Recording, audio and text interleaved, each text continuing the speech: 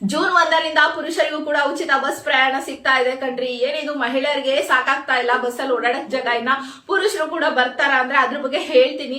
ಸಿಕ್ಕಾಪಟ್ಟೆ ವೈರಲ್ ಆಗ್ತಾ ಇದೆ. ನಿಜನ ಮಾಹಿತಿ ಅಂದ್ರೆ ಖಂಡಿತವಾಗ್ಲೂ ನಿಜಾನೇ. ಯಾಕೆ ಕೊಡ್ತಿದ್ದಾರೆ, ಯಾರು ಕೊಡ್ತಿದ್ದಾರೆ ಅಂತ ತಿಳ್ಕೊಳ್ಳಿ. ಇದನ್ನ ಸರ್ಕಾರ ಅಂತೂ ಕೊಡ್ತಾ ಇಲ್ಲ, ನಿರ್ಧಾರ ಮಾಡಿಲ್ಲ. ಬದಲಿಯಾಗಿ ಸಾರಿಗೆ ನೌಕರರೇ ಇದನ್ನ ಡಿಸೈಡ್ ಮಾಡಿದ್ದಾರೆ. KSRTC, BMTC ಡ್ರೈವರ್ಸ್, ಕಂಡಕ್ಟರ್ಗಳು. ಕಾರಣ ಇಷ್ಟೇ, ಅವರು 3 ಬೇಡಿಕೆ ಇಟ್ಟಿದ್ರು ಸರ್ಕಾರಕ್ಕೆ. 2024 ವೇತನ ಪರಿಷ್ಕರಣೆ ಮಾಡಬೇಕು, ಮತ್ತೆ ನಮ್ಗೆ 2020-21ರಲ್ಲಿ ಪ್ರತಿಭಟನೆ ಮಾಡಿದಾಗ ಕೇಸ್ ಹಾಕಿದ್ರು, ಅದನ್ನ ಹಿಂಪಡಿಬೇಕು. 38 ತಿಂಗಳ ಬಾಕಿ ಹಣ ಕೊಡಬೇಕು. ಇದನ್ನ ನೀವೇನಾದ್ರೂ ಈಡೇರಿಸಿದ್ರೆ ನಾವು 31ನೇ ತಾರೀಕು ಮೇ ತನಕ ವೇಟ್ ಮಾಡ್ತೀವಿ.